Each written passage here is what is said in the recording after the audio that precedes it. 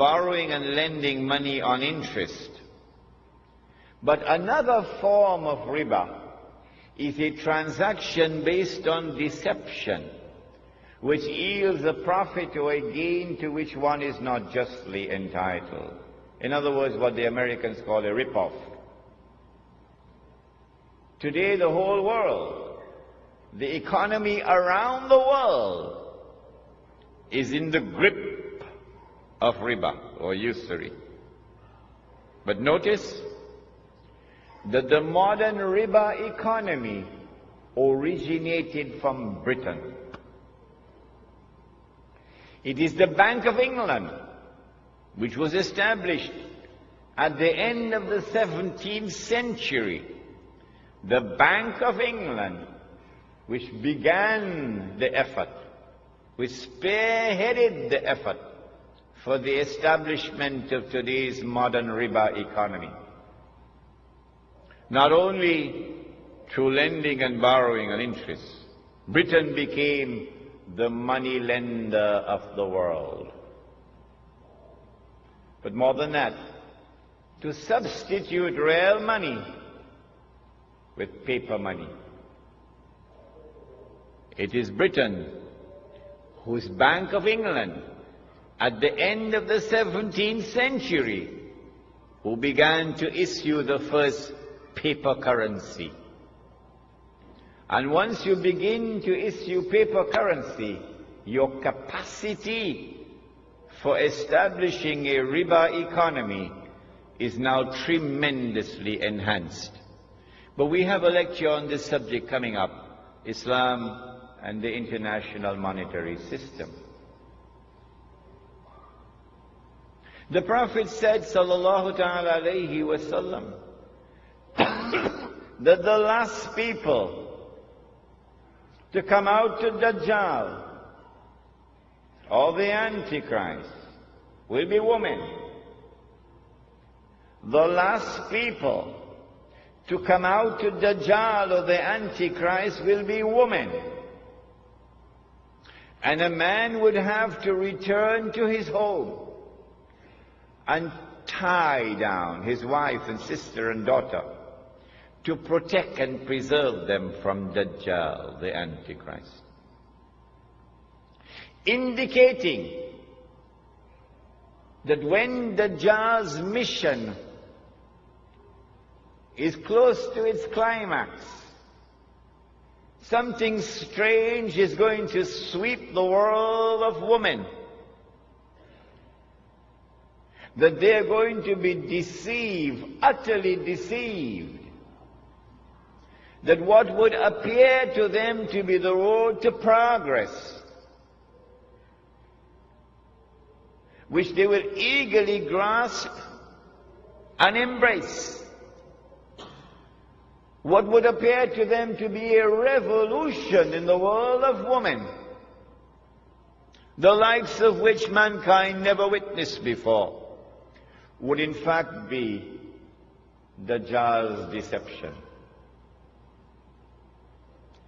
I believe you will share with me the view that the prophecy of the blessed Prophet Muhammad alayhi salatu wasalam is today being unfolded in the modern feminist revolution and its so-called struggle for women's liberation. That also is a topic which is coming up in our series of lectures. But do you know that Britain, the island of Britain, initiated and led the feminist revolution? I present all of this information to you to argue the case that the island in the hadith of Tamim Dari is the island of Britain. Now then, I notice that when Dajjal is released in a day which is like a year, and Britain is his headquarters, I notice as a student of international relations I noticed that Britain strangely becomes the ruling state in the world. Come on, you explain to me. How do you explain a little obscure island off the coast of Europe, which never walked on the stage of history? An island that Napoleon contemptuously dismissed as a nation of shopkeepers. How do you explain that that little island establishes its rule over the whole world? Pax Britannia. Britain rules the world. I want to suggest to you tonight that the only man who can explain the emergence of Britain as the ruling state in the world at the time when it emerged is a man named Muhammad. Allah's blessings be upon him. And the explanation is that this is the work of the Antichrist. In 1914, if you would go back and do some research, you will find, as yet, air power has not as yet come. Your armies commanded the land, and your navy commands the sea. And Britain controls the seas of the world. In 1914, Britain commanded every strategic naval port in the whole world. This was not by accident.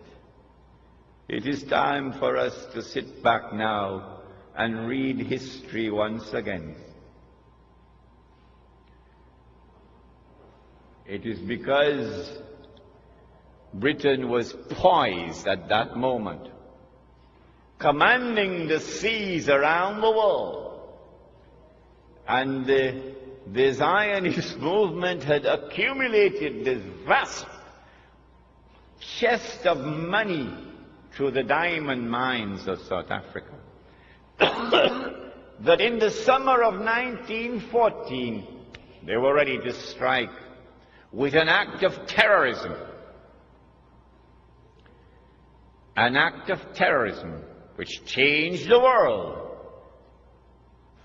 I want to suggest to you that the authors of that act of terrorism in the summer of 1914, through which the Archduke Franz Ferdinand was assassinated in Sarajevo, are the same authors who planned and executed the September 11 attack on America.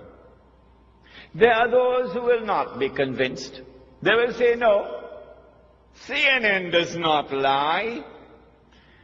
The American government does not tell any lies. No, they said that it is Arabs and Muslims who attacked America on September the 11th, and we are convinced that they are speaking the truth. But guess what? One day, we stand in another court. On that day, the Qur'an says, يَوْمَئِذٍ تُحَدِّثُ أَخْبَارَهَا. The earth will reveal all the secrets that the media don't tell us today. And on that day, I will not be surprised when I am shown who are the authors of the September 11 attack on America. I would not be surprised on that day.